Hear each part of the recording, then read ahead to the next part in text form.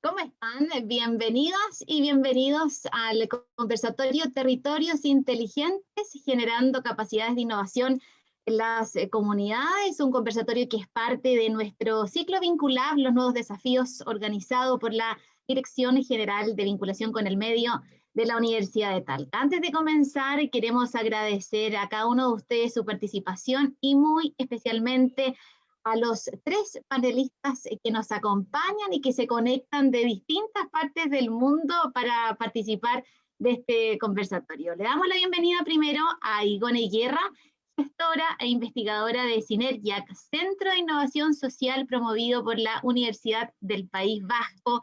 Hola Igone, bienvenida, gracias por acompañarnos. Saludamos también a Elías Tefarikis, director ejecutivo de la Red de Protección Social del Ministerio de Desarrollo Social y Familia de Chile. Hola Elías, muy bienvenido. Y saludamos también a quien es parte de la casa, Germán Valenzuela, académico en la Facultad de Arquitectura, Música y Diseño de la Universidad de Talca. Hola Germán, bienvenido. Saludamos también, por supuesto, a Iván Coidán, director de vinculación con el medio de la Universidad de Talca, quien será el encargado de moderar este conversatorio. Queremos invitarlos a participar activamente dejándonos sus preguntas y, por supuesto, a ponerse muy cómodos, a dejar un ratito de lado el celular para disfrutar de este conversatorio virtual que hemos preparado para ustedes. Iván. Muchas gracias, Francisca. Muchas gracias a todos. Quiero evidentemente también adherirme y dar la cordial bienvenida a nuestros panelistas que nos acompañan, Igone, Elías, Germán. Y naturalmente también saludar a todas las personas que nos están en este momento siguiendo a través de esta transmisión. Como ustedes pueden observar en nuestra inmensa, digamos, red y difusión que hacemos del trabajo en vinculación con el medio de la Universidad de Talca, decidimos plantear una serie de conversatorios, conversatorios ajustados a las realidades que están en estos momentos azotando los territorios. Y en este caso, quisimos concentrarnos en un tema tremendamente interesante y que probablemente la hora de conversatorio se nos va a hacer muy corta, porque es muy rico, es muy interesante los elementos que aquí van a subyacer. Y lo denominamos los territorios inteligentes. Uno puede pensar que solamente nos estamos concentrando en los aspectos tecnológicos, pero no es el foco de este conversatorio. Acá, evidentemente, hay elementos de tecnología, pero sobre todo hay elementos de capacidades en las personas. No hay que olvidar eso mismo, las personas que habitan en un ecosistema donde, digamos, hay distintas miradas y distintos accionarios. En ese sentido, yo quiero en primer término invitar acá a los panelistas y invitarlos a revisar el escenario global de lo que está hoy en día ocurriendo. Estamos en una situación, como todos bien saben, de crisis, de pandemia, pero sobre todo también colateralmente de crisis económica. Y hay aspectos a nivel global, pero también hay aspectos a nivel muy local, dependiendo de cada región. Y en ese sentido yo les quiero consultar una pregunta muy abierta para comenzar esta charla. ¿Cómo ven ustedes el último aspecto del título de esta conversación? ¿Cómo ven ustedes la innovación social en medio de esta pandemia? Quiero comenzar en este caso, Igone, por favor. Hola, muchas gracias, Iván, por la presentación. Bueno, como decías, ¿no? El tema da para mucho, una hora se va a hacer corta, pero bueno, pero es muy interesante y creo que muy adecuado, ¿no? Dado lo que estamos viviendo en estos momentos. Yo creo que es importante primero situar que desde el comienzo del siglo XXI, desde este siglo, nos estamos enfrentando, sobre todo digo de este siglo, nos estamos enfrentando a una serie de problemas que han dejado de tener un ámbito, digamos, unilateral y empiezan a ser problemas multifacéticos con muchas aristas, con muchos muy complejos, ¿no? Que nos han demandado una transformación en nuestras sociedades, ¿no? ¿Qué pasa? No voy a ahondar en este tema, pero sí que quiero comentar ese aspecto, ¿no? Que en el siglo XXI hemos visto cómo surgen problemas, nuevos problemas con muchas facetas diferentes, con una complejidad enorme que nos han hecho revisar nuestros paradigmas desde donde los estamos enfocando. ¿Y qué ha hecho la COVID-19? O sea, según nuestro punto de vista, lo que ha hecho es acelerar esa necesidad de cambio, de transformación de las sociedades, ¿no? Yo creo que esos ejemplos los hemos podido percibir en todo el mundo, tanto en el ámbito local como en el ámbito global. Es decir, ahora ya la pandemia nos ha obligado, ¿no?, a tomar respuesta transversal y respuesta coordinada, colaborativa, ¿no? Y esos precisamente son principios muy intrínsecos de la innovación social, ¿no? Entonces, lo que ha hecho precisamente la pandemia, como digo, además de poner esta demanda o esta necesidad de este cambio, un cambio urgente de nuestras sociedades, es poner la innovación social en la agenda. Entonces, yo creo que ahí es la gran lección que nos deja en este aspecto. Perfecto, Ivonne. Elías, tu mirada respecto a la situación que claramente está ocurriendo hoy en día y el rol, en este caso, de la innovación social, digamos, los aspectos que influyen en ella, digamos. Sí, gracias Iván, y bueno, primero que todo muchas gracias por la invitación y a la Universidad de Talca por todas las coordinaciones vinculadas a esta conversación, así que encantado de poder conversar con ustedes y las personas que están participando.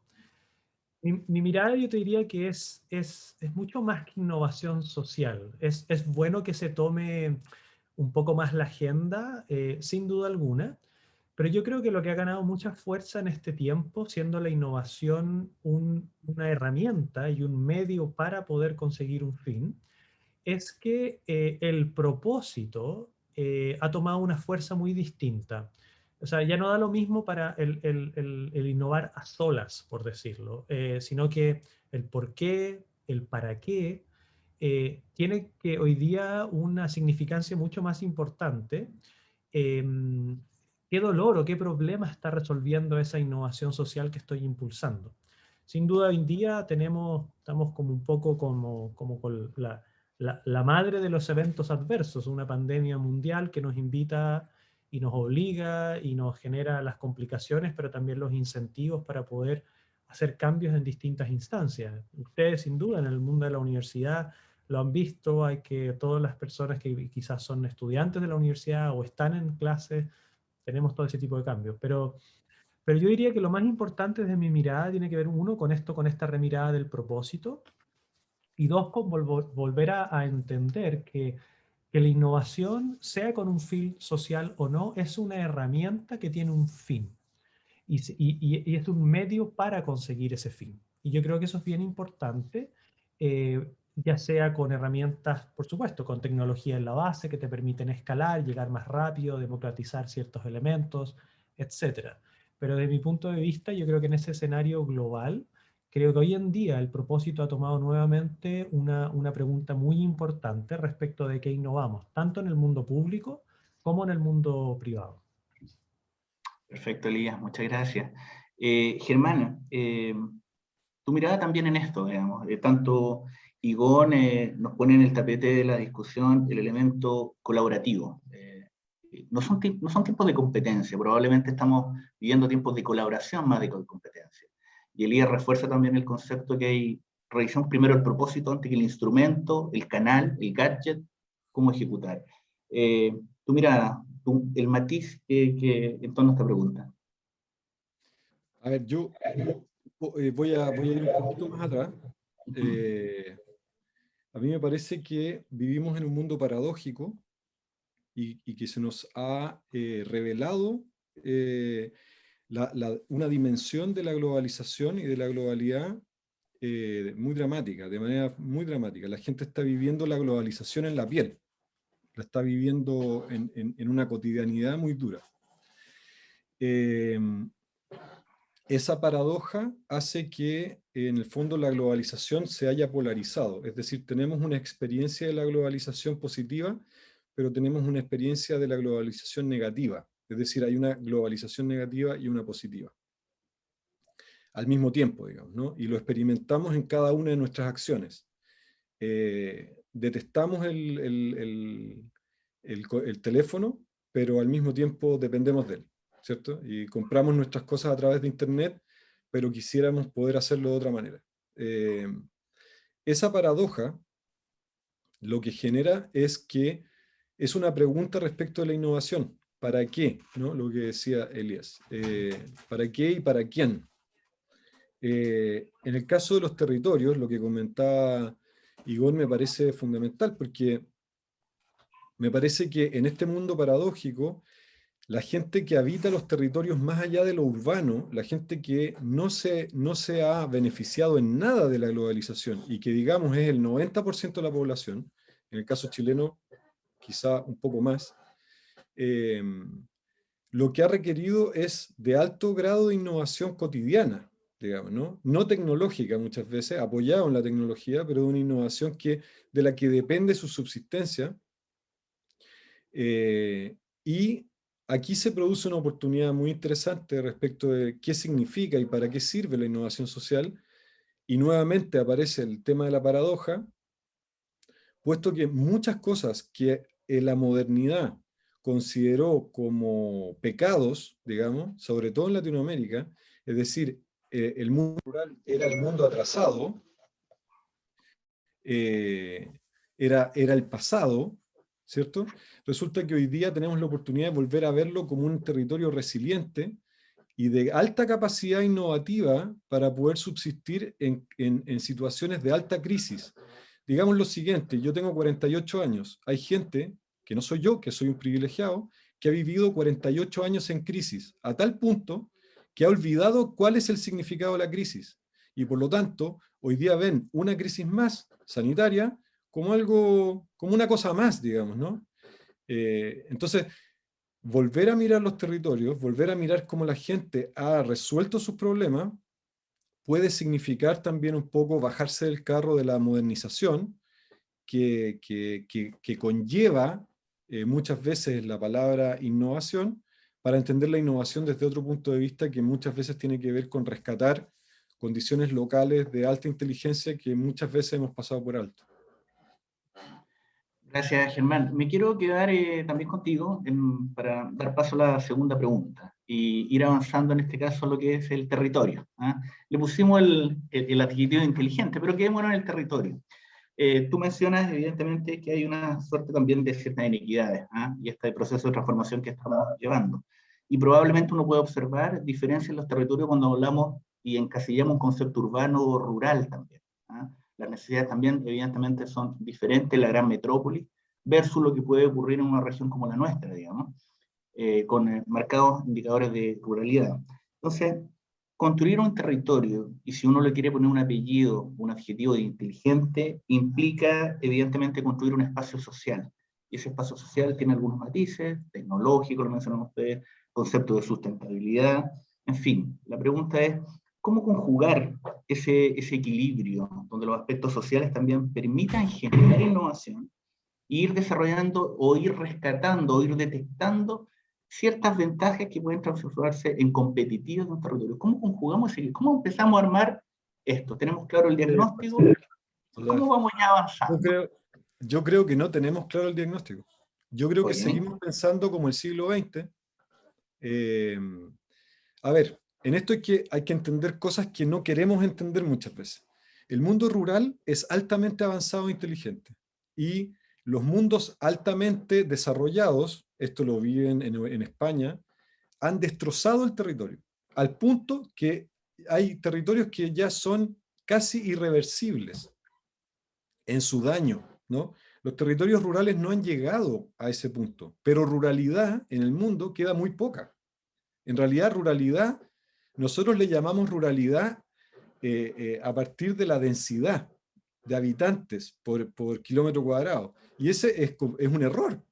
La ruralidad es una forma cultural muy, muy heterogénea, muy específica, que sabe muy bien entender los conflictos con el clima, con el agua, con los bienes, con los servicios, con la manera de instalarse en un determinado lugar.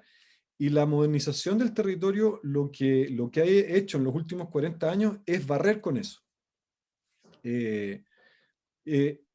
Yo tengo la impresión de que, insisto, tenemos que pensar de otra manera para generar ahí una forma de desarrollo cultural diferente. ¿Por qué lo digo? fíjense en el valor, en el alto valor que ha generado hoy día en el mercado internacional, y aquí está el valor positivo de la globalización, los productos que provienen de ese saber local. Es decir, lo local, cuando está bien pensado, cuando está bien aprovechado, cuando está respetado en sus condiciones locales primigenias, si se quiere, incluso, ¿no? No me refiero solamente a las condiciones indígenas, sino que me refiero a las condiciones mestizas, por ejemplo, en el caso de Latinoamérica, que son el 90% o el 99%. Esos productos tienen más valor y producen más riqueza que cualquiera de los productos industrializados, ¿cierto?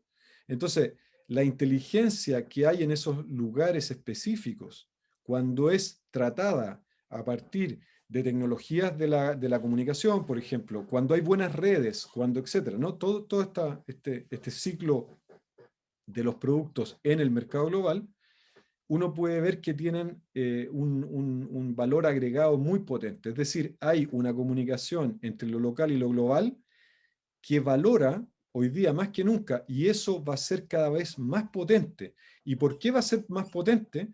Porque todos los conflictos del siglo XXI son territoriales. Ya no son urbanos o no urbanos, por ejemplo. Ya no son segregación o no segregación. Son principalmente territoriales. Entonces, la mirada que tenemos que tener sobre el territorio y sobre los territorios es cultural, no es más económica, y ese es un problema que tenemos que superar, porque nuestra mirada sigue siendo del siglo XX en el sentido del extractivismo y del economicismo, digamos. Lo digo por Latinoamérica, porque en Europa han logrado reflexionar sobre esto mucho antes que nosotros. Hay un término que se ocupa mucho en España cuando yo estudié allá, que tiene que ver con los paisajes culturales y el valor que tiene la construcción de estos paisajes y el respeto sobre estos paisajes, que genera una alta capacidad económica y de desarrollo. No me quiero extender más, pero me parece que es esa mirada, y creo que las universidades en esto son fundamentales. Vamos a ir ahí en el rol universitario más adelante, Germán. Muchas gracias.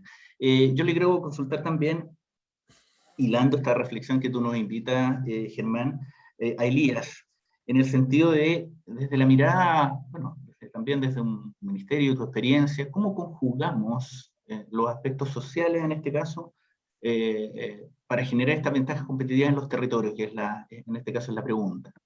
Tu mirada, Elías. Sí, no, gracias, Iván. Yo creo que acá hay hartos elementos, tanto desde la mirada de la cultura, como señalaba Germán, y yo lo voy a llevar quizás a las experiencias personales que uno tiene en el territorio. Yo crecí en una región del norte, la región de Antofagasta, que cuando uno piensa en su identidad, o le pregunta a la gente cuando uno tiene quizás la opción de estar fuera, no tan solo de la misma región o del país, y uno lo lleva a los elementos identitarios que conoce, el cobre, las cosas con las que uno ha crecido, el mar, y yo siempre me preguntaba si esos son los elementos diferenciadores más relevantes que tenía la región. Sin duda alguna lo son, o sea, el cobre en Chile juega un rol vital, de eso no hay duda, y discutirlo sería un sinsentido, creo yo. Pero yo creo que la invitación de Germán es bien interesante, porque en el fondo, cuando tú piensas e interactúas con el territorio, lo primero que tienes que tratar de entender es que ese territorio tiene una riqueza y conocimiento muy relevante. Y si lo ves desde la perspectiva de la innovación, eso es vital para ti. Si realmente quieres solucionar un problema que aqueja a una población, independiente de ese problema y la magnitud, el no tener la capacidad de escuchar, el no tener la capacidad de entender lo que está pasando con la inteligencia de ese territorio, ya entraríamos mal de plano, por decirlo de alguna manera. Y yo creo que en Latinoamérica, en general, y en Chile, ese fenómeno desde las grandes urbes, mirar muy en menos a las ciudades pequeñas, es muy fuerte. Muy fuerte. Yo recuerdo de niño, Santiago era wow, así como increíble, la gente es distinta. Yo en Antofagasta no soy así. Uno después se da cuenta que eso también tiene una mirada un poco quizás de la ingenuidad, de la etapa de la vida en que puede estar, y cómo son muchas ciudades, una ciudad intensa, con una ciudad más tranquila.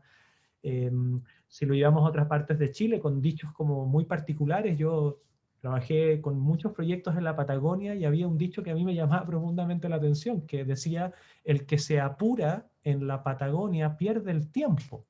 Y yo decía, como que esto no me cuadra en mi lógica de vivir en una ciudad de 7 millones de habitantes, con una locura del día a día. Pero más allá de esa experiencia, la mirada, te diría yo, desde la perspectiva más de cómo hacer política pública social de desarrollo en ese sentido, es que tienes que partir de la base que ese territorio tiene mucho que entregarte. Eso es lo primero. Lo segundo es que por supuesto que tienes que entender que no todas las soluciones tecnológicas que te son muy obvias para ti son las que van a poder funcionar de inmediato en un territorio. Eh, por más conectividad que ya puedan tener muchos territorios, y la ruralidad, y es un súper buen punto, yo ignorantemente la entendía justo como Germán estaba diciendo que es lo opuesto, que poca gente es rural, harta gente es ciudad, pero claro, como uno no viene de esa instancia, lo entiende así. Yo diría que eso para mí es una mirada muy importante. Los que miramos desde los lentes, por decirlo de alguna manera, ocupando las herramientas de la innovación, el tener que levantar la inteligencia local y en función de ese conocimiento tú poder crear una solución, para mí es un elemento muy relevante a destacar. Y quizás lo otro, también cierto, y esto con esto cierro, preguntarse un poco cuál es ese elemento diferenciador de la región. O sea, claro, yo voy a Talca, es tranquilo, me gusta, pero cuando yo, foráneo, quiero hablar de la distinción, lo primero que se me viene a la cabeza es Talca, París y Londres. Como y yo digo, es que tiene que haber otra cosa. Yo soy el ignorante que no la conozco. ¿Dónde está esa otra información de diferenciación de la región que yo no estoy viendo? Y ahí es mi culpa. O sea, sin duda tiene muchas más cosas que un dicho de esas características. Gracias, Elías. Igón, bueno, a ver, dejé al final en esta ronda de esta pregunta, porque naturalmente el País Vasco tiene una vasta y profunda experiencia en esto. Yo destaco aquí dos elementos que rescaté de la intervención de Elías. La capacidad de escuchar al territorio, ¿ah? La capacidad de escuchar, interpretar y saber decodificar el territorio. Entonces, la pregunta, vuelvo al inicio, ¿cómo conjugaron ustedes, en este caso, desde Sinergia, desde el País Vasco, digamos, este equilibrio con las particularidades del territorio para poder generar ciertas ventajas que sean plausibles, que sean identificables por el resto, para hacer esa diferenciación? Si nos puedes comentar, en este caso, la experiencia de ustedes. Bueno, aquí hay muchos temas, ¿no?, que tratar. Yo creo que estoy de acuerdo con lo que ha dicho tanto Germán como Elías, ¿no? Por un lado, sí que me gustaría comentar una cosa rápida, ¿no? Y es que, por ejemplo, también a colación de la COVID-19, es que desde el territorio, por ejemplo, y como decía Germán, nosotros en España hemos tenido un proceso, por ejemplo, de lo que se ha llamado y se está llamando mucho la España vaciada, ¿no? Ese abandono de lo que son el ámbito rural hacia la urbanización, ¿no? hacia la vida en las ciudades, ¿no? De unos años para aquí se está volviendo la mirada y, como decía anteriormente, se está volviendo la mirada, digo, al ámbito rural, y se está volviendo la mirada sobre el territorio, sobre qué tipo de territorio queremos, ¿no? La COVID-19 lo que ha hecho es acentuarnos esto y ponernos el valor de tres aspectos que son fundamentales y que también yo creo que de alguna manera se ha hablado, y es la importancia de la proximidad, ¿no? La importancia de la localidad, es decir, de estar próximo, de tener los productos cercanos, la colaboración con los ciudadanos, con el resto de las personas. Otro aspecto muy importante ha sido nuestro modelo consumo, la sostenibilidad, ¿no? Es decir, de qué manera, o sea, todo esto ya veníamos desde hace unos años, como digo, reflexionando acerca de esto, pero lo que ha hecho la COVID es ponernos el foco todavía más en estos aspectos y que le demos mayor importancia. ¿Por qué? Porque precisamente nosotros, igual que ha ocurrido en Chile, igual que ha ocurrido en otros países, la respuesta ante la COVID ha sido local. O sea, ha sido desde el ámbito local, ha sido desde el ámbito de la sostenibilidad, o sea, pensando también en cómo no dañar más a lo que es el territorio, y pensando también en un consumo sostenible, ¿no?, y responsable. Entonces, estas han sido respuestas provenientes de la propia sociedad. Entonces, y un poco a lo que tú me preguntabas, también ligado, está unido lo que acabo de contestar sí.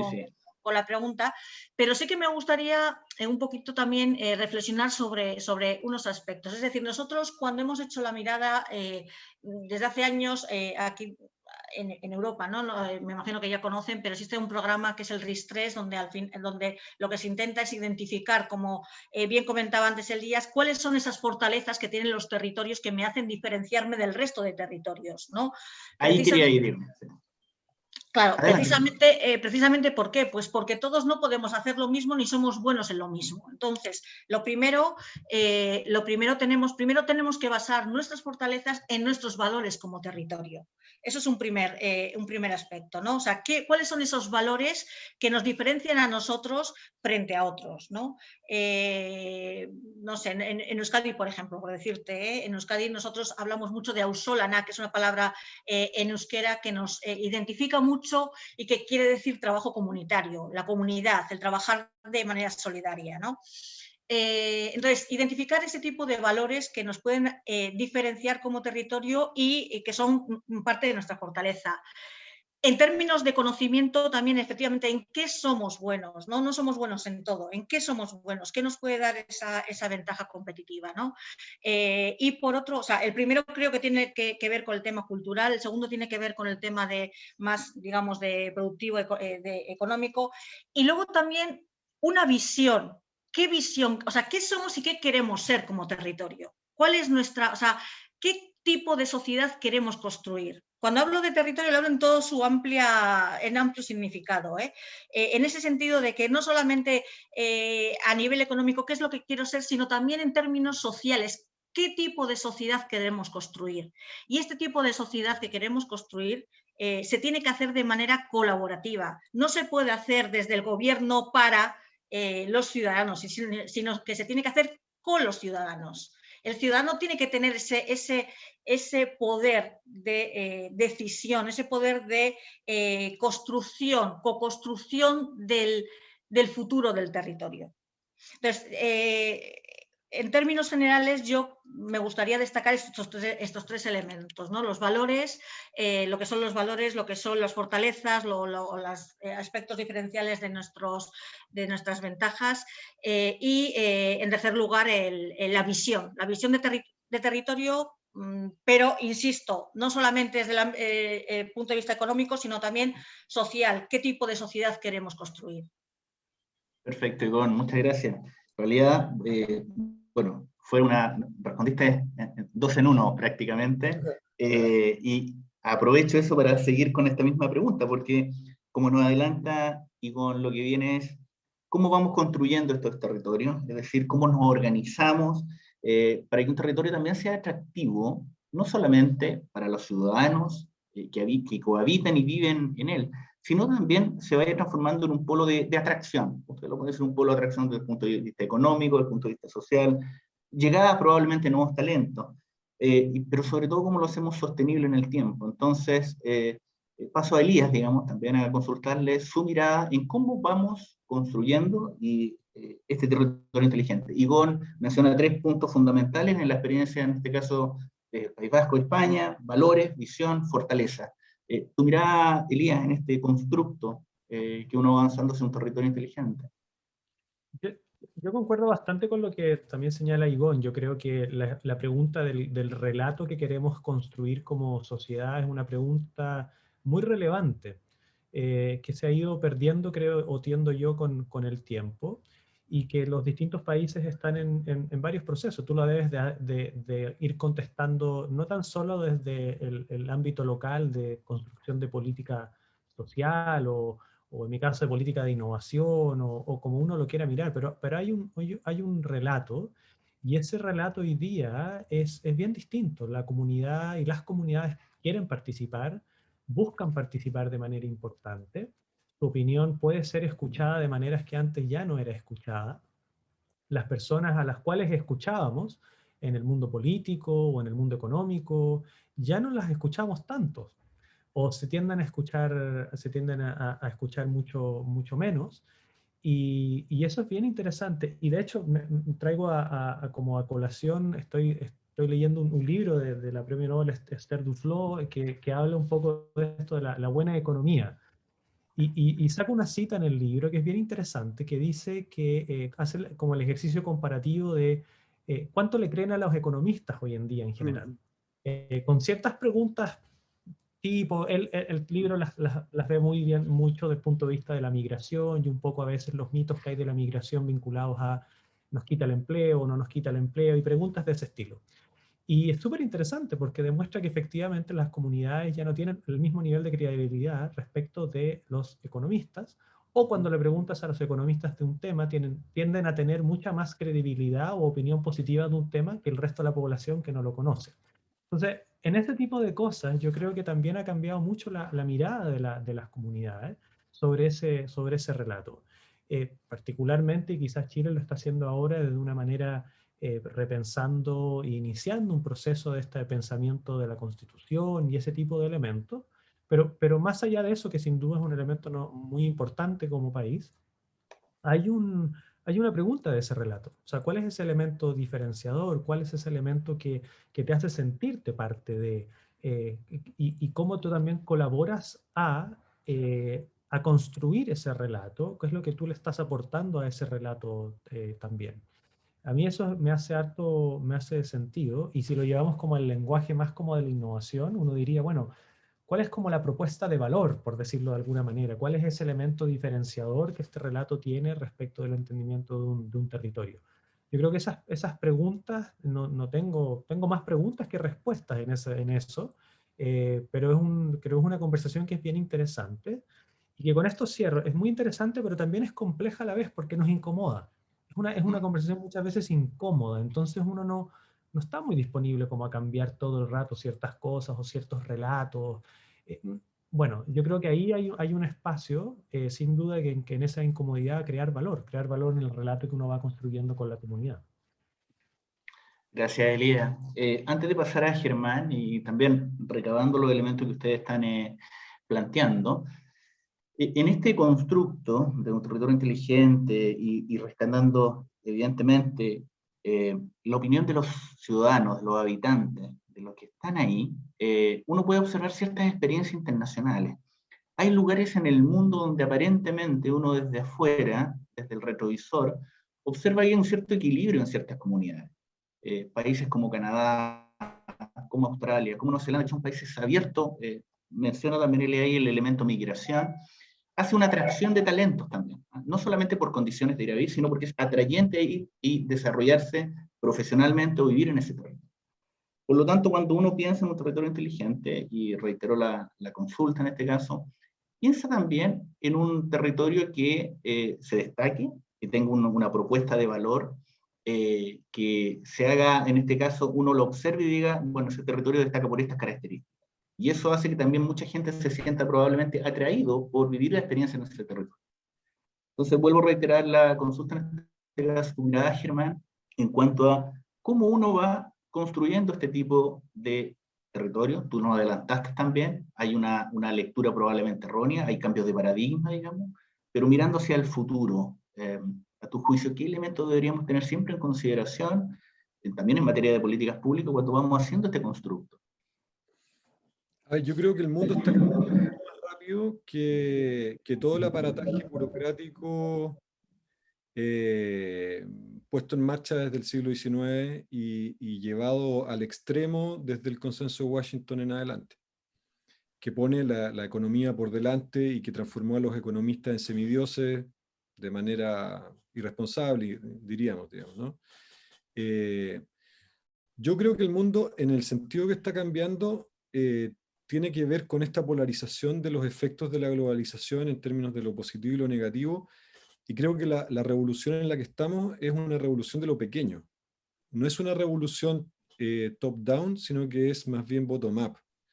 Y se van a manifestar muchos de estos conflictos en lo pequeño. Es decir, hoy día pequeñas comunidades, digo pequeñas porque no tienen más de 200, 100 vecinos, son capaces de parar un proyecto minero, pararlo por completo, de cientos de millones de dólares, para rescatar algo de lo que ellos consideran valioso. ¿Ah? Y eso se puede ver, se manifiesta en muchos lugares como una pugna, como un conflicto, en algunos casos como una guerra, La Araucanía chilena es eso, es un conflicto entre lo pequeño y lo masivo, entre lo local y lo global, entre una forma de comprender y de modernizar el mundo a partir de la democracia representativa, donde las decisiones la toman pocos y los muchos tienen que decir, bueno, será así, digamos, eso está en crisis, ¿no? Si no entendemos eso, y creo que es algo que está instalado en Chile gracias a la discusión de la nueva Constitución, que no quiere decir que vaya a salir algo bueno, pero la propia discusión de la Constitución es la manifestación de aquello. Entonces, me parece que lo que vamos a ver surgir es muchas manifestaciones locales que reivindican su deseo y su necesidad de autogobierno, que es un derecho humano, ¿cierto? Lo que pasa es que hemos pasado por alto de eso porque aparentemente la prosperidad dependía de renunciar a muchas cosas personales, locales y grupales en pos de algo que estaba más grande en algún lugar, y que eso nunca llegó. Eso hay que decirlo con franqueza. Un ejemplo solamente es la devastación absoluta a la que está siendo sometido Chiloé, que es uno de los territorios que quedaba en Chile probablemente culturalmente más potentes, junto con la Isla de Pascua, en términos de rareza, si se quiere, ¿no? O sea, de un territorio que era capaz de producir una cultura local única en el planeta. Cuando se termine de construir el puente, eso va a llegar a niveles dramáticos, y lo más probable es que siga produciendo conflictos muy, muy duros en ese lugar. Todavía no somos capaces de llegar al punto de defender la posibilidad de que cada uno de los territorios se autogobierne y proponga desde ahí condiciones de identidad que aporten al total. Seguimos pensando la república, y la república murió. Entonces, hay que repensarlo. Entonces, es un momentum en la historia muy potente, en el que nos vamos a equivocar un montón, pero si asumimos que tenemos que tomar esa discusión, vamos a ver las cosas desde otra perspectiva. Y entonces, insisto, para contestar tu pregunta, es desde lo pequeño, no es desde... Y para una política pública, para Leviatán, es muy difícil pensar esto. ¿Por qué? Porque siempre piensa desde la burocracia y siempre piensa desde lo grande. Entonces es muy difícil cambiar de escala. ¿Ah? Y esto es un desafío tremendo, tremendo, tremendo, que en Europa, por ejemplo, se ha manifestado incluso con intentos de escindir partes ¿no? Las partes están surgiendo de nuevo como legítima otredad. Y si uno se guía un poco por el pensamiento de Maturana, en términos de autopoiesis, las comunidades son personas también.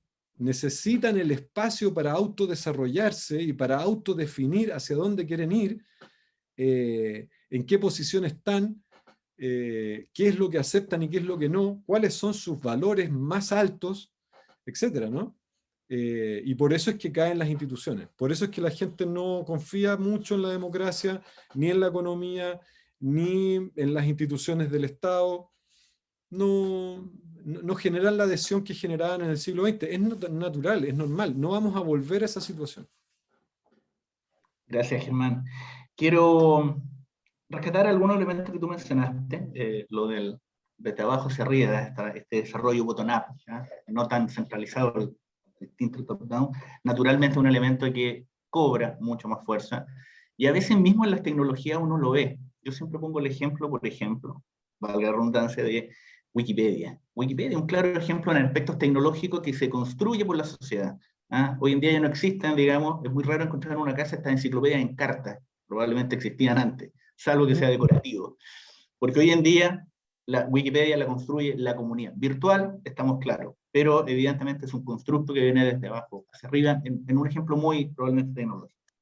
¿Por qué digo esto? Porque quiero pasar a la siguiente consulta, y quiero pasar en este caso a Ivonne, en el sentido que a lo mejor me van a disculpar los economistas más chumpeterianos, digamos, que consideran que esto es una evolución también, en lo cual me siento más partícipe de aquello. Y los chumpeterianos, bueno, abren esta black box donde están una serie de factores, digamos. Uno de esos factores es la tecnología, digamos. Yo les quiero preguntar, y quiero partir contigo, Ivonne, si el teletrabajo, las clases virtuales y probablemente el distanciamiento físico que estamos experimentando fomenta el desarrollo de procesos de innovación genéricos, y fomenta en qué grado, digamos, los territorios inteligentes, qué grado le asigna a estos aspectos tecnológicos. Estamos claros que muchos de estos aspectos los estamos observando desde mucho antes, desde el territorio, como dice Germán, pero también en un formato un tanto presencial. En el momento que estamos, en este momento que estamos hoy en día, ¿estos elementos tecnológicos los ves como catalizadores o frenadores, o un freno a este desarrollo de un territorio inteligente? Bueno, yo creo que es importante primero matizar que cuando hablamos de territorios inteligentes no estamos haciendo solamente mención al ámbito virtual o al ámbito digital, ¿no? O sea, que muchas veces eso puede llegar a confusión. ¿Por qué? Porque cuando hablamos de territorios inteligentes estamos hablando también de aquellos territorios que aplican la creatividad, ¿no? Que aplican, por ejemplo, la creatividad social, ¿no? La creatividad comunitaria. Unido evidentemente a un desarrollo tecnológico, pero este desarrollo tecnológico es un medio, no es un medio que me tiene o sea, que es, tú preguntabas, ¿es una palanca o es una barrera? Depende de cómo la utilicemos, ¿no? Es decir, puede ser una barrera, puede ser una palanca, todo depende de nuestra forma de utilizarla, pero sin olvidar que no tiene que ser el fin no es conseguir una sociedad virtual, sino conseguir un territorio inteligente que pueda articular todos estos elementos de una manera que sobre todo consiga el beneficio de la sociedad. Que ahí es donde creo que tiene que estar la importancia, es decir, siempre y cuando sea beneficioso para todo, para la sociedad en general. Entonces, en este sentido, yo aquí sí que vuelvo a reiterar, pondría el énfasis sobre todo en no vincularlo solamente a un aspecto tecnológico, sino fomentar, ¿no? Y poner la importancia en la creatividad, ¿no? En la creatividad social y en la creatividad comunitaria. Y ahí es donde precisamente reside las grandes fortalezas de la innovación social, ¿no? No me extiendo más. Gracias. Está bien, Iván, muy bien, muchas gracias. Elías, en esta suerte de lo destaca Iván, y qué bueno que lo destaque así. La tecnología evidentemente no es el fin, es un medio, es un instrumento, un gadget que nos puede acelerar y puede tener consecuencias, externalidades positivas como negativas. Entonces te quiero preguntar, evidentemente, tu mirada desde el punto de vista del rol tecnológico, frente a estos procesos de creatividad evidentemente con las personas, digamos. ¿Cuál es tu mirada, digamos? Un poco en la misma línea, comparto plenamente y es lo que creo que es un medio, no es un fin, sin duda alguna. Y hoy día, sin duda alguna, que cumple un rol importante. O sea, si queremos entender la innovación social como una herramienta que nos permite construir puentes entre problemas desatendidos que no son visibles y que esas herramientas nos permitan visibilizarlos, usando tecnología en la base, pero por supuesto que muy, muy bienvenidos. Yo creo que quizás la discusión de la tecnología le hace falta ponerle nuevamente el apellido del bien público, por decirlo, en el sentido de en qué nos afecta. O sea, el tráfico en una ciudad grande es un problema público para cualquier persona independiente y más aún más profundo en sociedades que tienen grandes niveles de inequidades, porque una persona se desplaza 2 horas a un trabajo y 2 horas de regreso. Entonces pensar la tecnología para ayudar en esa problemática desde la perspectiva bien público, facilitando el transporte, porque el 5G nos va a permitir que los autos inteligentes o las ciudades se alimenten de una manera más rápida y eso traiga eficiencia y optimice el desplazamiento. Yo digo donde firmo. O sea, en ese sentido de bien público, yo digo, tiene todo el sentido. Ahora, ¿dónde están sin duda que las trampas en un poco de esto también? En muchos elementos vinculados a los algoritmos. El algoritmo no es ético en sí mismo, discrimina muchas veces, no te permite tú elegir muchos elementos, sino que elige por ti para poder conseguir un cierto objetivo. Y eso ha quedado cada vez más en manifiesto de las grandes plataformas y las grandes empresas tecnológicas, que sin duda atraen un beneficio. O sea, colaborar con una nube y tener documentos colaborativos es algo que sin duda a todos nos sirve. Yo creo que ahí no está, está el problema. Si el problema es lo que eventualmente estás entregando para poder tener disponible eso en el fondo. Y el tema es que, claro, yo a veces digo, bueno, ¿y qué puedo hacer? O sea, ¿cómo lo combato? ¿Lo necesito 100%? ¿De qué manera lo podría hacer de una manera distinta? Entonces, yo creo que ahí la tecnología cumple un rol súper importante, también cuando está puesto a ese beneficio. O sea, hoy día en Chile existe esto que se llama el ingreso familiar de emergencia, el IFE, que es una política social que busca ayudar en parte, por supuesto porque no soluciona todos los problemas, lo que está sucediendo con un poco la crisis. Sin la tecnología en la base de eso, tú obviamente no lo puedes escalar a 15 millones de personas. O sea, necesitas ahí, sin duda alguna, la tecnología, e insisto, no te soluciona todos los problemas, es un aporte, es un apoyo, pero tienes que tener tecnología, no tenerla en el centro en términos de resolver en parte esa problemática, sería un sinsentido, por supuesto. Pero volviendo un poco como a la ruralidad, claro, por más tecnología que hay ahí, los comillas, los desafíos son en los territorios apartados, donde la obviedad de la tecnología no funciona como en una ciudad grande, y eso es un desafío sin duda que todavía prevalece. Gracias, Elías. Quiero pasar a Germán, y claro, con la misma pregunta, pero Germán, no te quiero llevar a esta dicotomía si es buena o mala, porque evidentemente tanto Icudón como Elías han profundizado. Lo que sí quiero preguntarte con la misma pregunta, por poner algún condimento. Elías nos introduce en algo. Dice, aquí hay un elemento de adopción tecnológica. ¿Eh? Nosotros, en este caso de Hablar por Chile, no somos generadores de tanta tecnología dura, en patentamiento. No somos una sociedad que genere tecnología, somos adoptantes de tecnología. Eso genera un déficit probablemente para generar procesos de innovación social en los territorios, porque siempre va a haber un grado de dependencia de una tecnología externa. No está fuera de la caja, no está dentro. Por lo tanto, Elías destaca un elemento. En la adopción de tecnologías probablemente hay otros elementos que facilitan ese proceso. Educación, sobre todo educación, digamos, que permite que ese traspaso de información sea más rápido. En los territorios y en tu experiencia, ¿es una limitante? ¿Cómo lo ves tú? A ver, yo voy a insistir en lo positivo y negativo de la globalización. La tecnología se ha vuelto, digamos, un sine qua non. Y yo puedo comprarle a un agricultor, por ejemplo, yo le compro semillas a una persona que es de Santiago, pero que recorre la zona central en la costa comprando legumbres a pequeños productores y los vende como trato justo, ¿cierto? Ella vende pequeñas producciones, no necesita vender grandes producciones, el agricultor recibe un precio justo por su producto, no necesita producir grandes cosas, no está en el supermercado, no está dentro de la cadena de producción económica convencional del siglo XX, y eso es todo tecnología, casi todo tecnología, desde la tecnología del auto hasta la tecnología del teléfono o de Instagram, si se quiere, ¿no? Hemos visto un bombardeo de gente en Instagram ofreciendo los productos que producen en su propia casa. Hay un asunto muy potente en la crisis argentina que produjo una economía de trueque gigantesca, sobre todo en las capitales, ¿cierto? Es decir, formas de innovación social que hacen que la gente se conecte, puede hacerse de manera mucho más veloz, si se quiere, más eficiente a través de la tecnología. Pero el riesgo de inequidad aumenta muchísimo, ¿cierto? ¿Por qué? Porque si uno va hoy día a la costa, donde viven estos mismos agricultores, no tienen señal.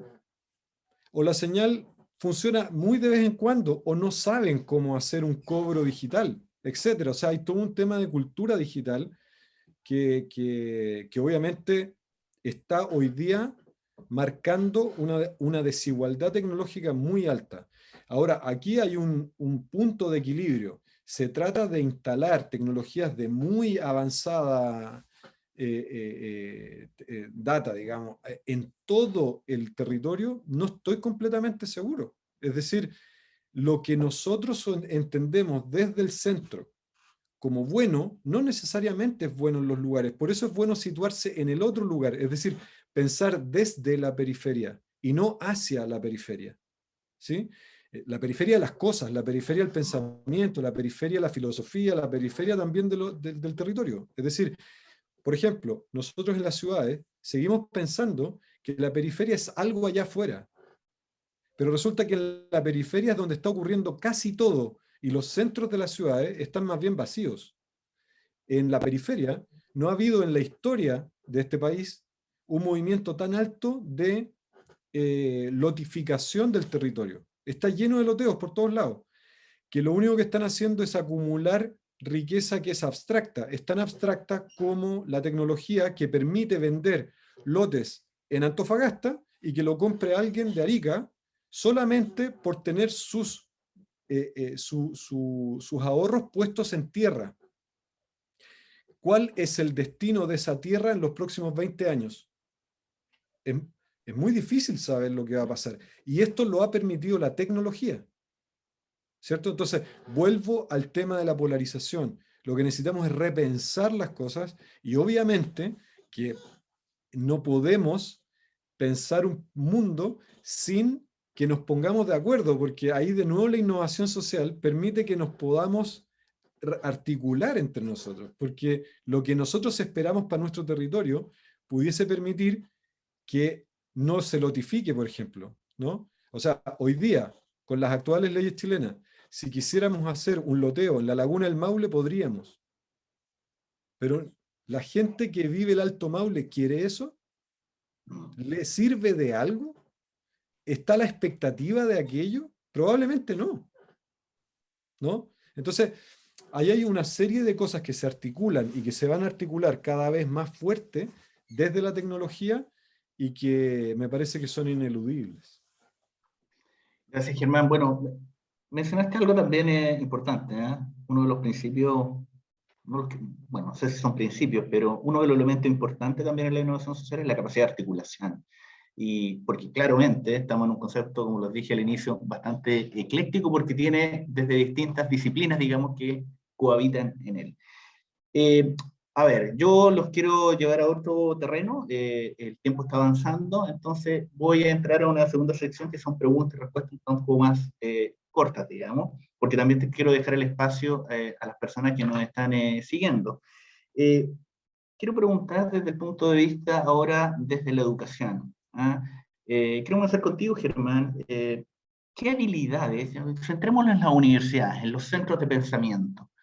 Y quiero preguntarle a vuestro juicio qué habilidades o competencias deberían fortalecer las universidades en los estudiantes, los futuros profesionales, para que justamente sean agentes de cambio. Esto probablemente aquí nos vamos a abrir pero les voy a pedir el esfuerzo si una pregunta corta en este caso. ¿Dónde deberíamos fortalecer acá? Voy a tratar de hacer muy, muy corto. Primero, hay un desafío de las universidades de dejar las estructuras verticales. Profesor y estudiantes tienen que estar en una situación horizontal. Eso es muy difícil. Los estudiantes, si hay 100 estudiantes, hay 100 personas, y 100 personas que piensan distinto y que provienen de lugares diferentes, y todo el conocimiento acumulado, toda la experiencia acumulada, tiene que ser el valor central de la educación que van a recibir en los siguientes años, independiente de la disciplina. Es decir, hay que poner en valor primero y sobre todo a la persona. Eso es lo primero.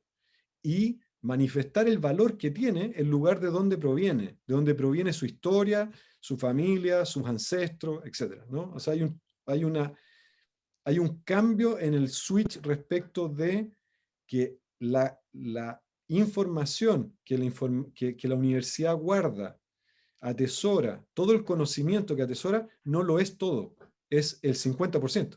El otro 50% es la persona, o quizás sea más, ¿no? Dependiendo de muchos factores. De esa manera, el territorio que la persona habita, en el caso de la Universidad de Talca, que el 80% de las personas vienen del territorio y no de la ciudad, tiene mucho valor. ¿Por qué? Porque la gente va a volver a su lugar, va a aportar cuando regrese, digamos, ¿no? Si la universidad levanta todos los valores que existen localmente a través de ese estudiante en el lugar que él ha habitado históricamente, probablemente él aprenda a revalorarlos. ¿Por qué? Porque la economía y la cultura de la modernización lo que ha hecho es mal mirar los territorios de donde vienen los estudiantes, ningunearlos, decir todo eso que es rural, todo eso que está afuera, todo eso que no es urbano, todo eso que no es moderno, es malo. Eso es una instalación muy compleja para las universidades, muy, muy compleja, porque significa valorar lo heterogéneo.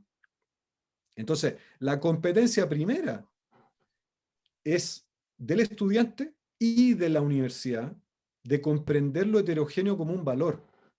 Es de lograr mirar el valor que hay en aquello que está fuera de sí, ¿cierto? Es el otro, es colocar, un poco lo decía Elías y Gon también, ¿no? Colocar todos los valores de aquello que yo estoy haciendo en el otro, porque eso le da sentido. ¿Y cuál es ese otro? Es la persona, pero es el conjunto de personas y también esas pequeñas sociedades que yo puedo mirar y que yo no solamente voy a tratar de representar, sino que además yo voy a intentar dialogar con ese conocimiento, ¿sí? Entonces, me parece que ahí hay un asunto que se hace con el cuerpo. O sea, nosotros en la escuela por lo menos lo que hacemos es tratar de ir físicamente a los lugares que estamos estudiando y no solamente ir como si fuera un laboratorio a levantar información que luego yo proceso aisladamente y tomo yo aisladamente decisiones sobre otros. No, es ir a instalarse en el lugar hasta ver qué es lo que hay que hacer ahí, no fuera del lugar. Por lo tanto, eso quiere decir que la universidad tiene que romper sus muros, tiene que romper sus límites. Esa es otra competencia compleja, y después vienen todo, obviamente, una serie de temas que tienen que ver con el propio estudio, digamos, ¿no? De cada una de las disciplinas, que no van a desaparecer, pero las disciplinas se están abriendo.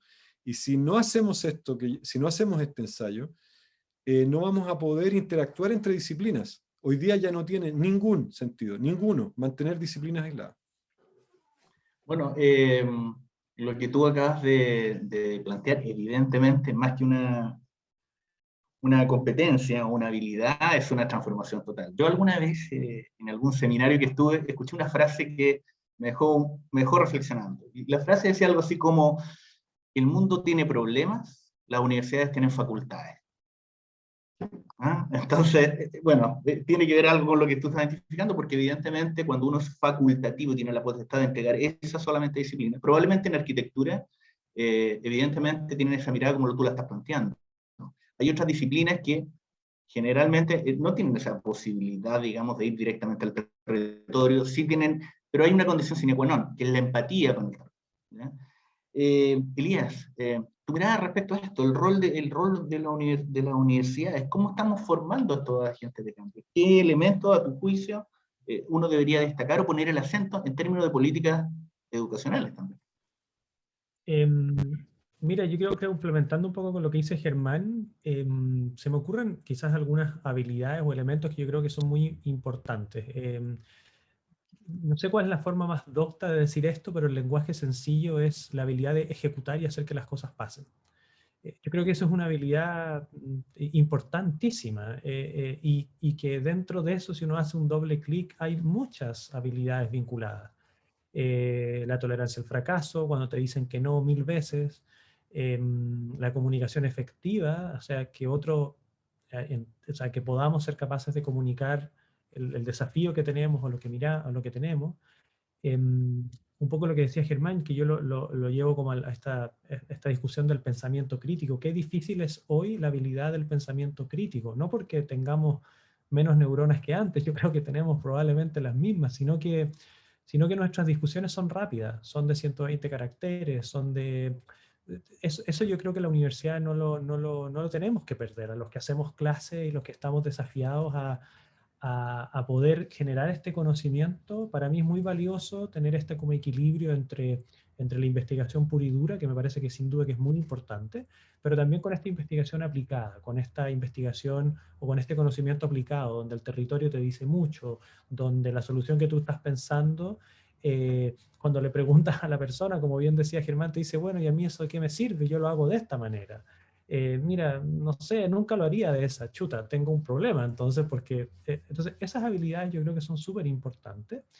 Y al menos con los estudiantes más jóvenes que tengo yo, que están, no sé, en cuarto, quinto año de sus carreras, que son como ya los seniors del pregrado, por decirlo de alguna manera, yo siempre les digo que esto es un poco, quizás no tengo palabras doctas para decirlo, pero el aprendizaje significativo al final del día no se da en el tiempo que uno descarga una aplicación del teléfono. Requiere de mucho más, requiere de tener esa paciencia que cuesta tener hoy en día, porque todos nos desesperamos si el Internet no funciona bien. Entonces, eso es algo que es muy evidente. Entonces, cuando yo quiero llevar eso a otra habilidad, bueno, se nos viene la velocidad del Internet de manera importante. Entonces, ¿qué quiero decir con esto? Que quizás puede sonar un poco divertido, pero a lo que voy es que esa paciencia de que ese aprendizaje significativo requiere cancha, requiere terreno, requiere interactuar, requiere colaborar.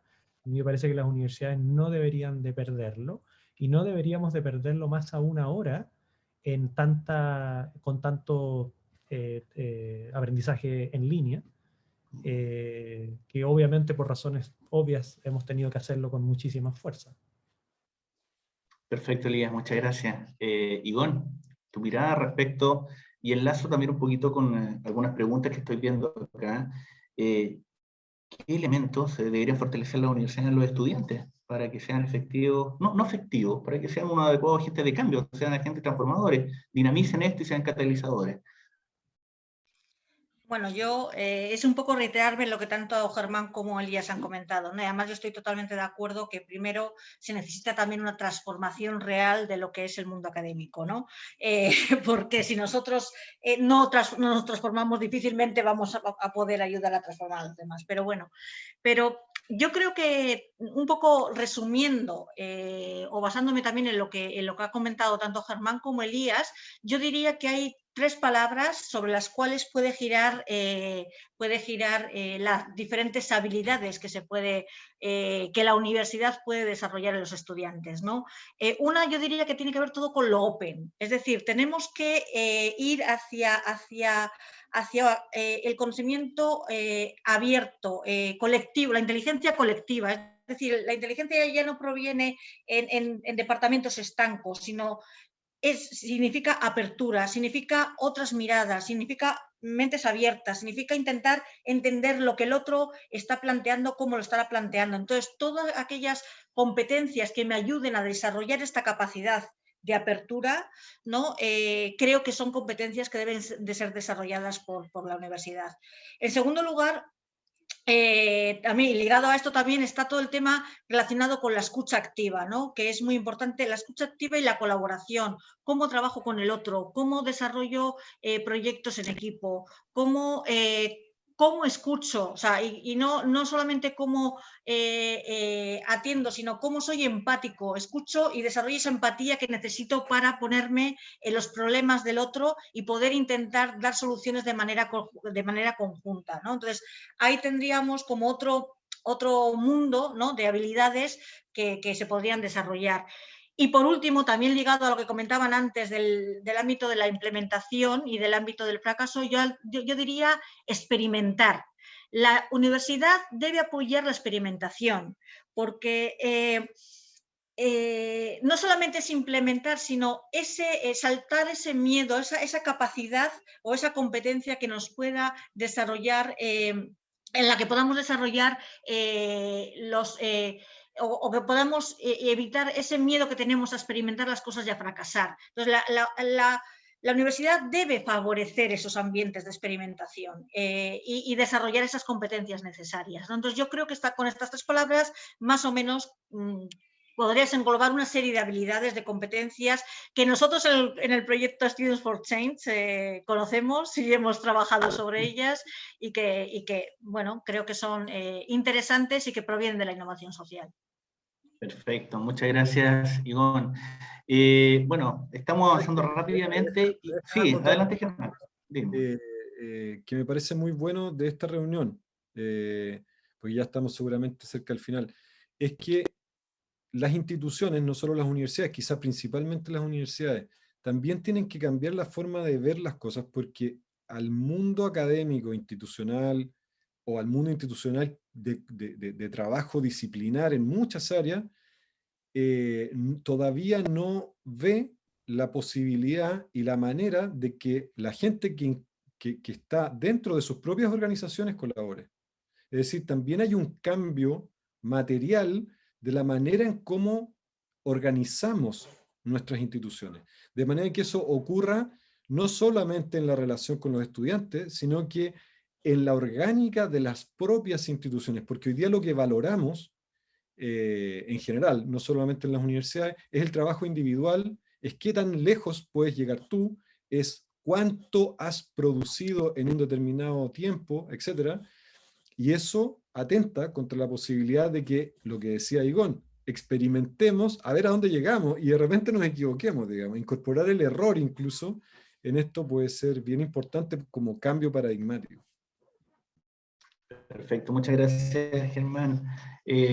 Bueno, absolutamente, muy conectados, digamos, en este caso con las expresiones que ustedes están manifestando y las opiniones profesionales, en este caso, que están precisando.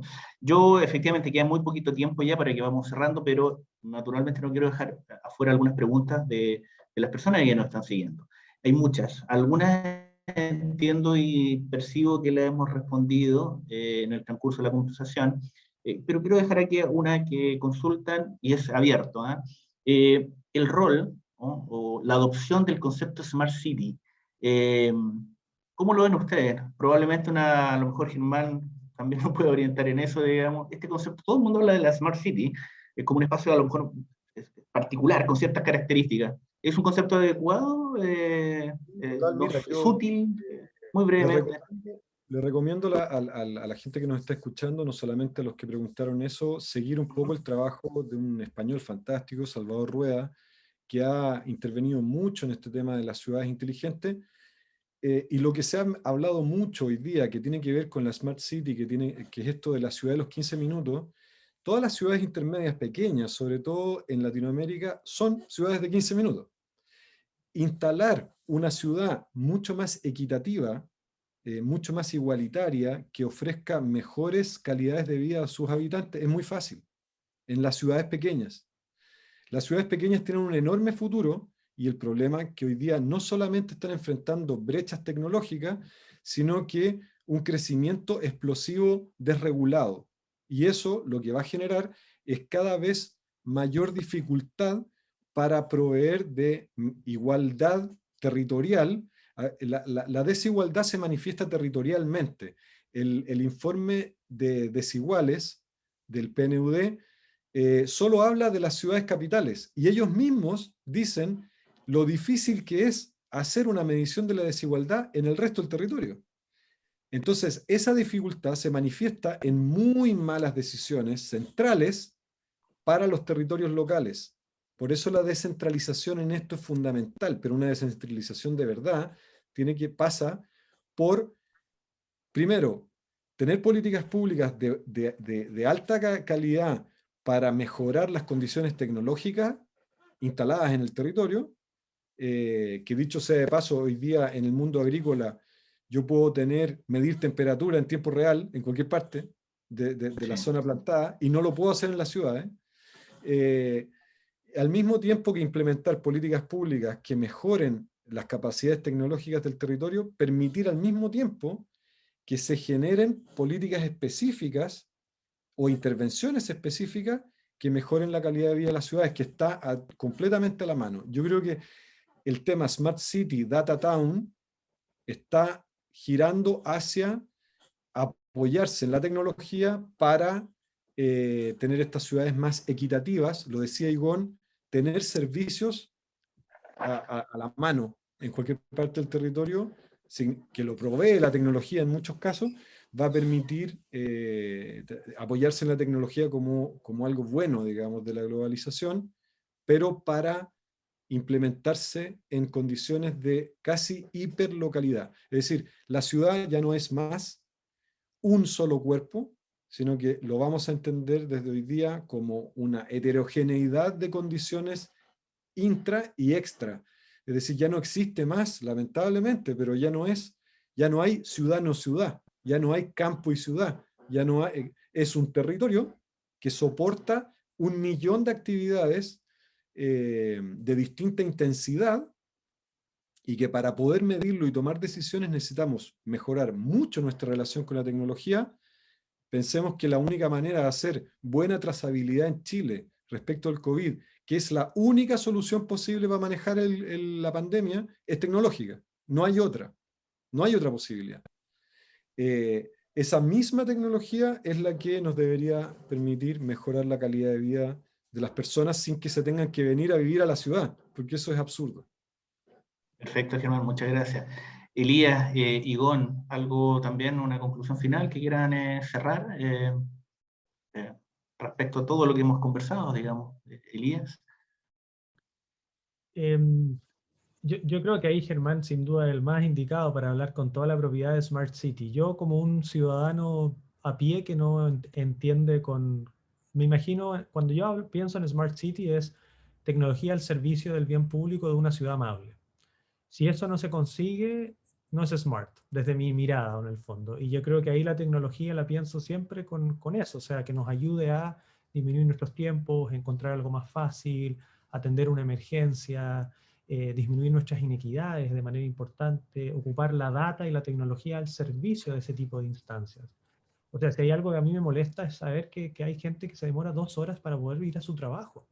Es maltratada en ese transporte, o sea, eso, si a uno no le indigna, simplemente no sé, no está mirando la importancia de una ciudad positiva o ese tipo de cosas. Y yo creo que eso es importante. Y habiendo tenido la posibilidad de conocer varios lugares del mundo, uno se da cuenta de que eso se puede lograr de una buena manera. Entonces, cuando yo pienso en Smart Cities, pienso un poco en eso, y esa tecnología y todo ese conocimiento puesto al servicio también de las personas. Perfecto, gracias, Elías. Igón, bueno, simplemente eso, reiterar lo mismo, ¿no? Y solamente yo me quedaría al final como algo creo que de conclusión de todo lo que hemos estado hablando, es el tema de situar a la persona en el centro de todas las decisiones. Al final creo que cuando hablamos de la innovación social hablamos de eso, de que la persona está en el centro de cada una de las decisiones y que lo que se hace siempre pensando en un bienestar común también, ¿no? En el bien común que se decía. Entonces, yo creo que en el tema de la Smart City que estábamos comentando, no puedo estar más de acuerdo con Elías en el sentido de que para mí si no está la persona en el centro no es Smart, si no hay un beneficio para la persona, pero en cualquiera de las nuevas transformaciones que nos está demandando esta nueva realidad, ¿no? Tanto de la COVID como de las futuras que vengan, lo que tenemos que aprender es que la persona tiene que estar en el centro de las políticas públicas, en el centro de las políticas institucionales, en el centro de nuestra mirada. Perfecto, Ivonne, muchas gracias. Yo quiero, evidentemente, ya comenzar a despedirme y como, evidentemente, un corolario final, naturalmente que el centro de atención de todo lo que hemos conversado claramente son las personas, pero particularmente tenemos un rol que es un desafío tremendo. La mayoría de nosotros trabaja en instituciones que forman personas. Por lo tanto, somos formador de formadores, que estos formadores van a estar en el territorio. Así que, bueno, sin más, yo quiero dar las gracias nuevamente por este espacio que generaron en sus agendas. Agradecer también al público que nos sigue. Reiterarles que este conversatorio va a estar disponible para que la gente también lo pueda ver de forma asincrónica, digamos, y esa es la idea. Uno genera conversaciones, genera conocimiento y esté disponible para todas las personas. Así que sin lugar a dudas, probablemente nos seguiremos encontrando en estos mismos foros, temáticas, porque son elementos que a todos es un mínimo común, nos apasiona.